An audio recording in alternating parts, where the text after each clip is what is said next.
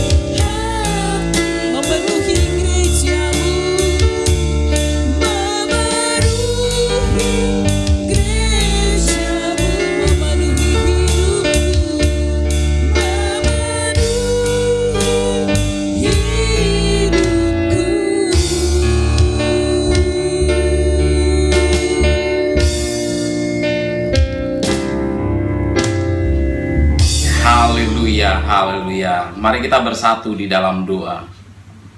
Kiranya damai sejahtera yang dari Allah Bapa, yang melampaui segala akal pikiran manusia, itulah yang menguasai hati saudara di dalam Kristus Yesus. Haleluya. Amin. Amin. Puji nama Tuhan, saudara. Jumpa lagi di dalam kasih Tuhan Yesus Kristus. Bagaimana kabar saudara hari ini? Harapan saya, doa saya, saudara sedang ada di dalam perlindungan, di dalam kasih Tuhan, ada damai sejahtera dan sukacita yang dari Tuhan. Kita masih ada dalam suasana pandemi, tetapi kita tahu bahwa Tuhan kita tidak pernah dibatasi oleh apapun. Tuhan yang bersama dengan kami di tempat ini, Tuhan juga bersama dengan saudara. Hari ini kita mau bersama-sama mempelajari kebenaran firman Tuhan. Dari kehidupan seorang hamba Tuhan, Nabi Elia. Dia mengalami berbagai-bagai permasalahan. Dia mengalami kehidupan dengan berbagai-bagai macam kesulitan. Saudara yang saya kasihi di dalam Tuhan Yesus Kristus, mungkin saudara juga berpikir, saudara bertanya-tanya di dalam hati saudara, mengapa orang-orang yang percaya kepada Tuhan Yesus Kristus juga mengalami tantangan, juga mengalami pandemi, juga ada orang-orang yang percaya kepada Tuhan Yesus Kristus itu terkena atau terpapar COVID-19.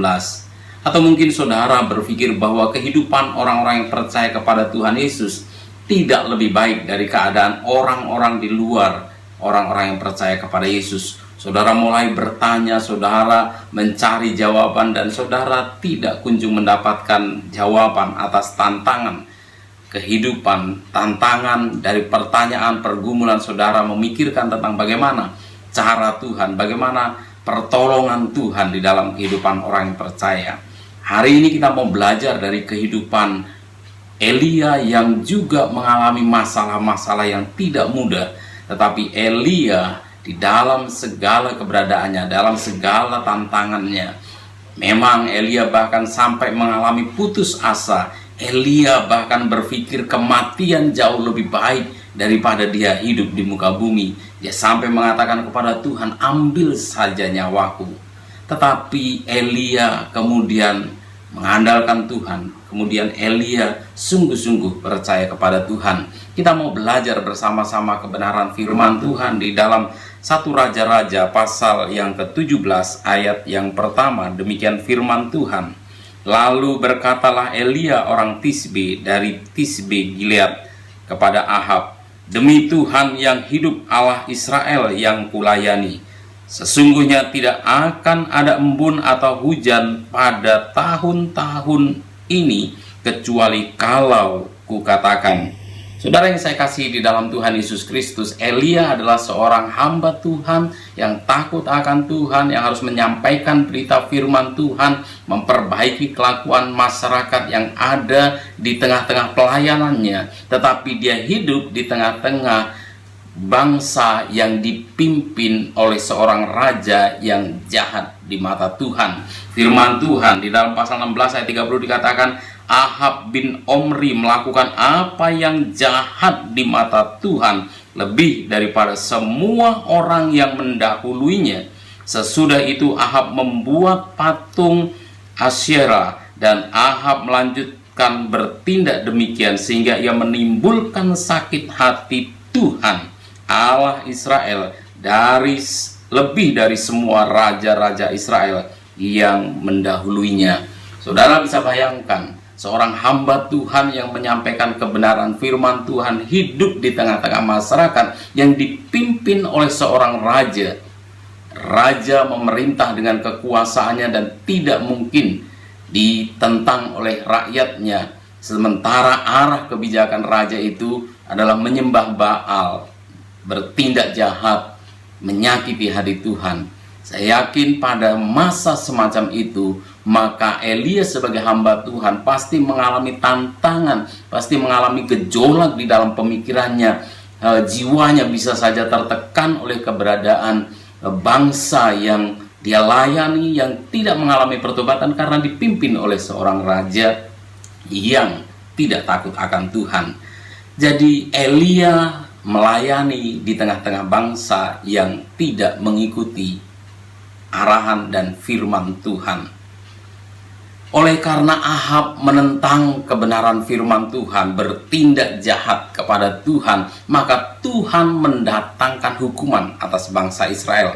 Hukumannya adalah bahwa Tuhan tidak mendatangkan hujan kepada di daerah bangsa Israel, sehingga terjadi kekeringan, terjadi kegagalan panen, terjadi kelaparan di mana-mana. Orang mengalami kesulitan untuk hidup. Bangsa itu mengalami kesulitan di dalam menjalani kehidupan.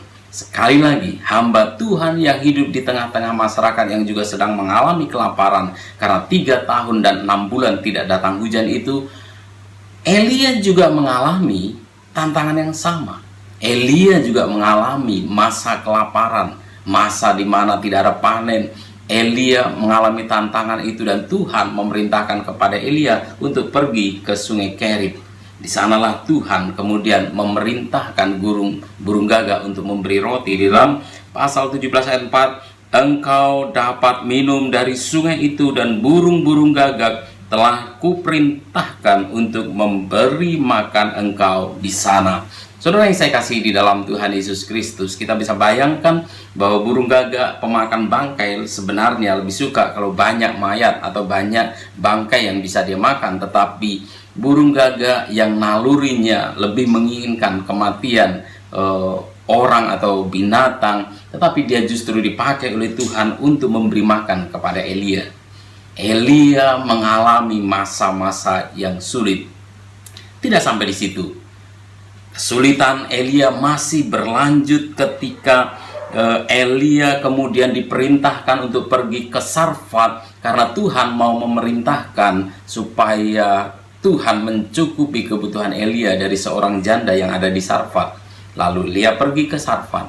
Sesampainya di Sarfat dia ketemu dengan seorang janda dengan seorang anak. Lalu Elia melihat, kemudian Elia berbicara kepada janda yang ada di Sarfat itu supaya perempuan itu memberi minum, dan Elia meminta supaya perempuan itu memberikan roti. Tapi apa jawaban perempuan itu? Perempuan itu menjawab, demi Tuhan Allahmu yang hidup, sesungguhnya tidak ada roti padaku sedikit pun kecuali segenggam tepung dalam tempayan dan sedikit minyak dalam buli-buli. Dan sekarang aku sedang mengumpulkan 2-3 potong kayu api. Kemudian aku mau pulang dan mengolahnya bagiku dan bagi anakku.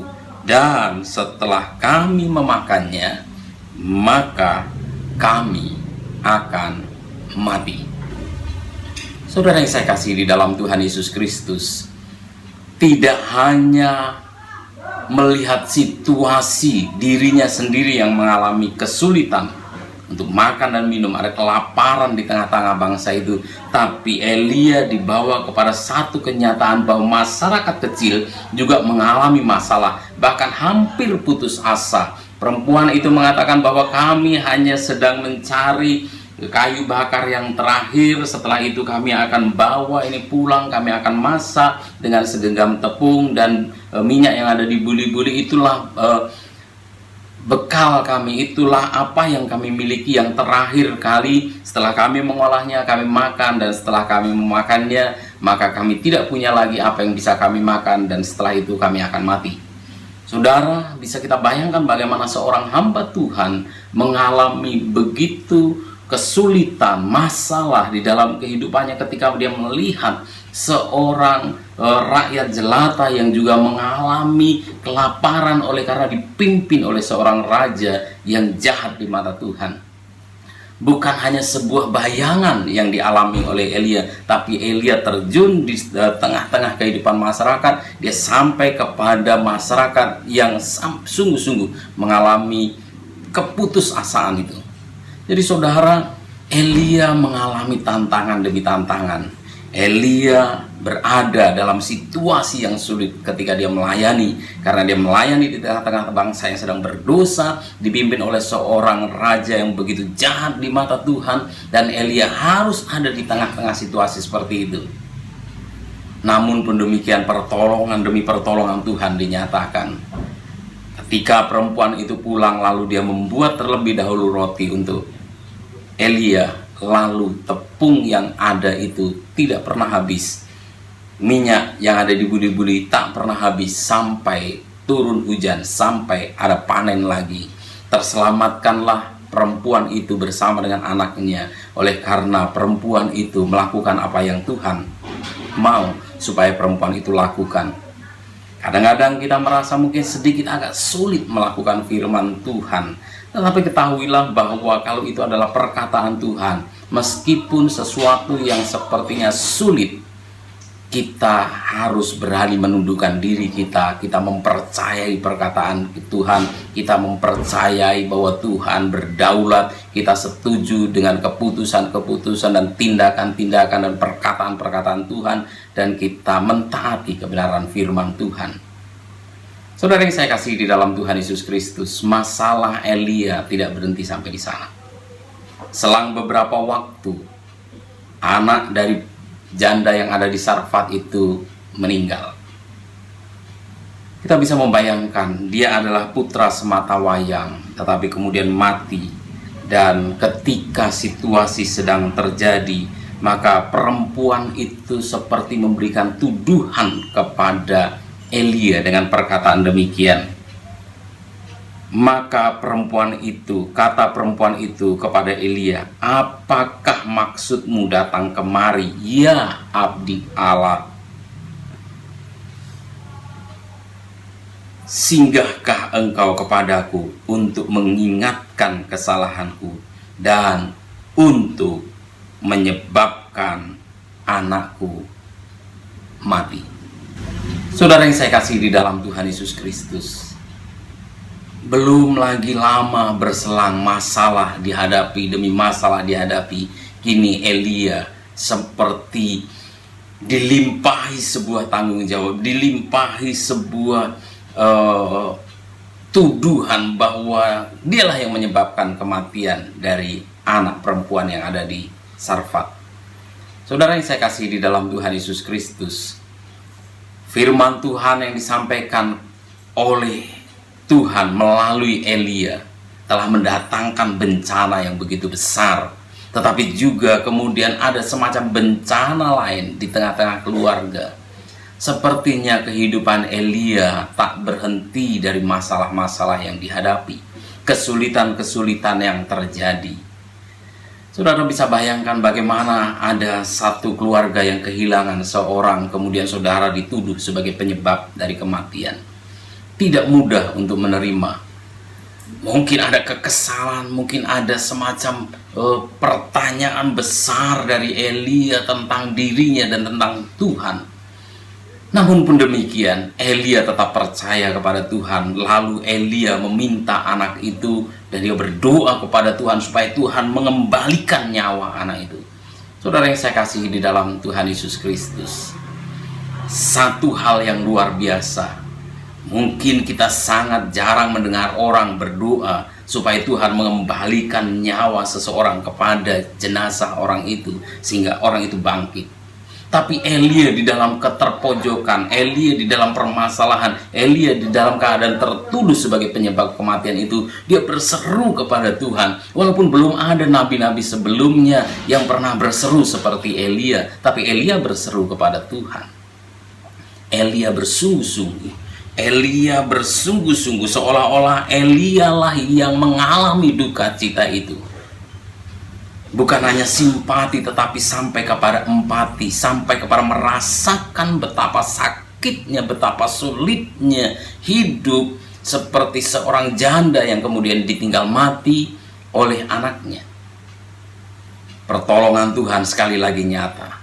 Tuhan menyatakan kasih karunia-Nya.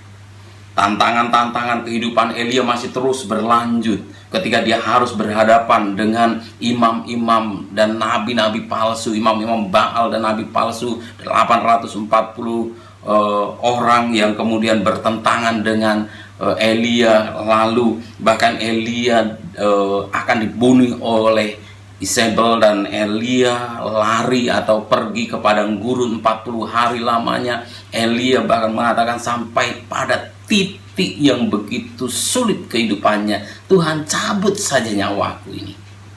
Untuk apa aku hidup? Saudara yang saya kasih di dalam Tuhan Yesus Kristus, kita mengalami kesulitan, walaupun kita memang mungkin belum mengalami kesulitan seperti Elia, tapi kita juga menghadapi tantangan. Apakah Tuhan kekurangan kuasa? Tidak, Tuhan sangat berkuasa. Tapi kenapa kita masih diizinkan di tengah-tengah permasalahan yang terjadi? Paling tidak ada 3 pelajaran penting yang kita bisa pelajari pada saat ini dari kehidupan Elia.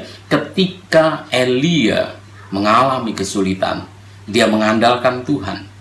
Dia berseru kepada Tuhan.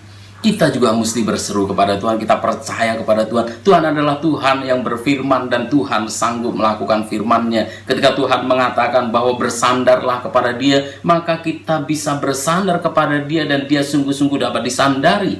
Ketika kita mengandalkan Tuhan, sebagaimana firman Tuhan, diberkatilah orang yang mengandalkan Tuhan. Maka ketika kita bersandar dan mengandalkan Tuhan, Tuhan sungguh-sungguh dapat diandalkan. Amin, saudara. Tuhan dapat diandalkan di dalam permasalahan saudara. Tuhan dapat diandalkan di dalam memenuhi kebutuhan saudara. Tuhan sungguh-sungguh dapat diandalkan di dalam seluruh tantangan kehidupan saudara. Amin, saudara. Andalkan Tuhan. Kita memang memiliki pemikiran, tapi Tuhan memiliki pemikiran lebih daripada pemikiran kita. Tuhan adalah Tuhan yang mengatasi segala hikmat manusia. Yang kedua, Tuhan juga mengajarkan kepada Elia untuk berdoa, berseru kepada Tuhan.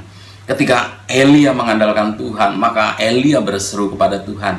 Saudara berdoa, saudara meminta, sungguh-sungguh apapun tantangan saudara, apapun permasalahan saudara, berdoa.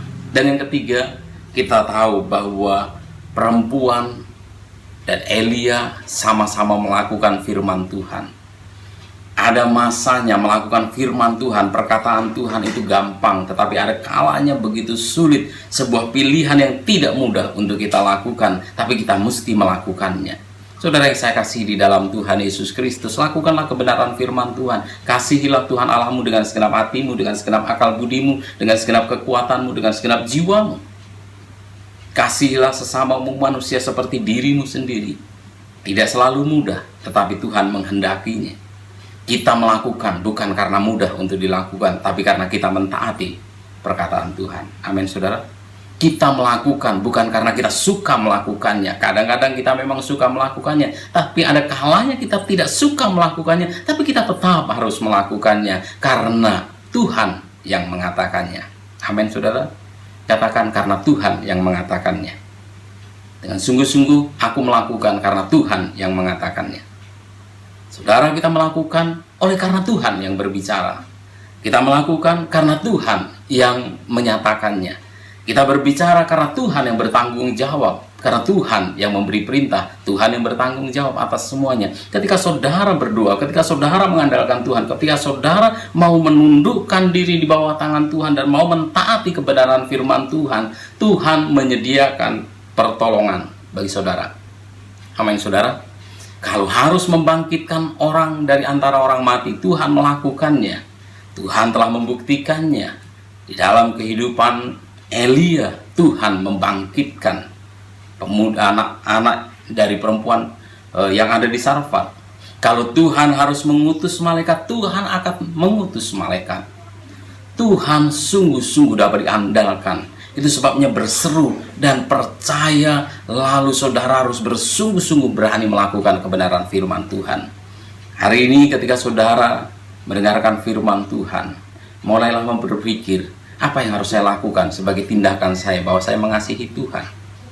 Saudara bisa menyapa orang-orang, saudara bisa mengirim pesan-pesan yang baik dari firman Tuhan melalui sosial media yang saudara punya. Saudara bisa menguatkan orang lain, bertelepon dengan orang lain dan mulai berdoa untuk orang lain. Mungkin setelah beribadah saudara bisa memperhatikan orang lain dan saudara mulai melakukan sesuatu yang baik. Elia dipakai oleh Tuhan untuk menyelamatkan perempuan atau janda yang ada di Sarfat. Sebaliknya Tuhan juga memakai perempuan di Sarfat itu untuk menolong Elia. Kita berbeda-beda, tetapi Tuhan merancangnya supaya kita bisa bekerja sama dan nama Tuhan dipermuliakan. Kita berbeda di dalam satu jemaat, ada satu memiliki sifat dan kemampuan yang berbeda dengan yang lain, tetapi semuanya itu ada supaya kita bisa saling menguatkan. Kalau ada tantangan, kalau ada perbedaan-perbedaan, kalau ada pandangan-pandangan yang berbeda, saudara hanya perlu merendahkan diri bahwa Tuhan mau melengkapi diri saudara melalui orang lain yang berbeda itu. Mulailah mengasihi Tuhan, tapi juga mulailah mengasihi sesama. Mulailah terlebih dahulu bereaksi, menyatakan kasih Tuhan di dalam kehidupan saudara kepada orang lain, sehingga dunia akan melihat kasih Tuhan melalui kehidupan saudara. Ketika saudara memperhatikan orang-orang di sekitar saudara, Tuhan sedang memakai saudara untuk menyalurkan kasih Tuhan kepada tetangga saudara. Amin, saudara. Beri diri saudara kepada Tuhan untuk melakukan firman Tuhan, untuk menjadi alat dari Tuhan, mengasihi tetangga saudara, mengasihi keluarga saudara, mengasihi orang-orang di sekitar saudara. Rekan-rekan kerja saudara akan merasakan kasih Tuhan oleh karena kebaikan-kebaikan yang saudara tebarkan di dalam kehidupan saudara, di tempat-tempat kerja saudara. Ini saatnya kita mau menunjukkan kasih Tuhan.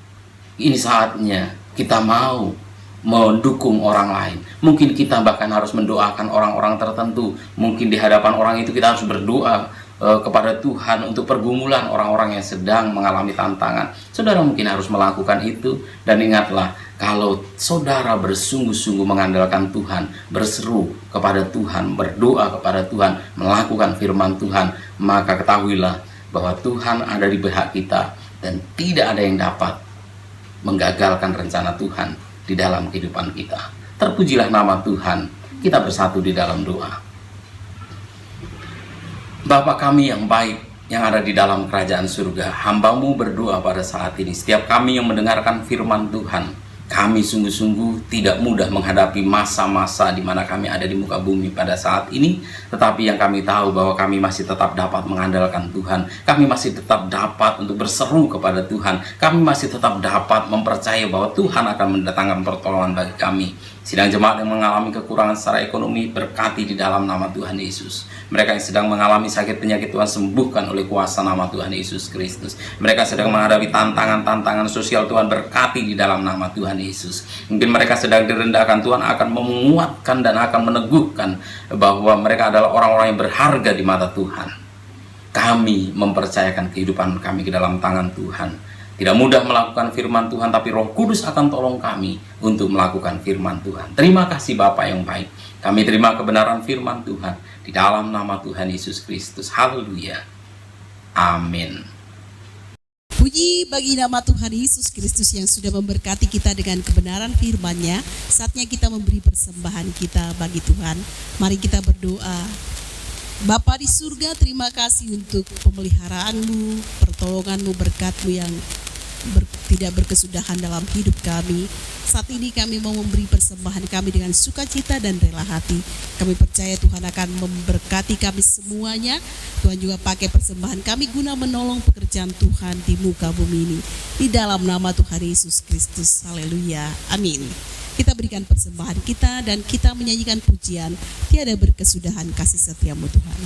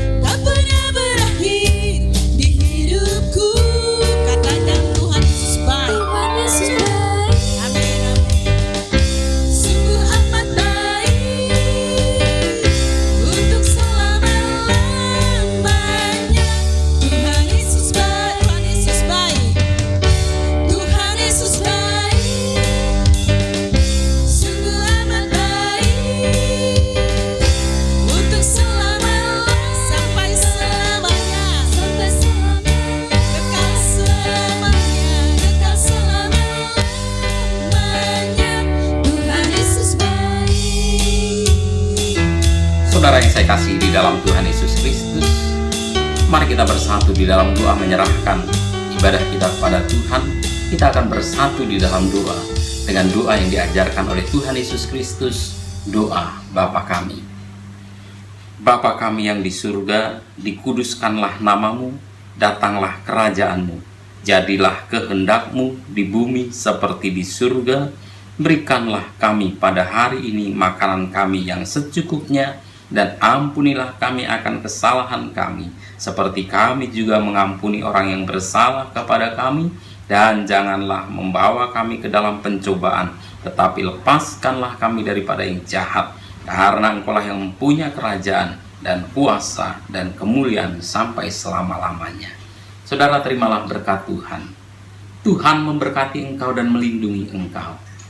Tuhan menyinari engkau dengan wajah-Nya dan memberi engkau kasih karunia. Tuhan menghadapkan wajah-Nya kepadamu dan memberi engkau damai sejahtera.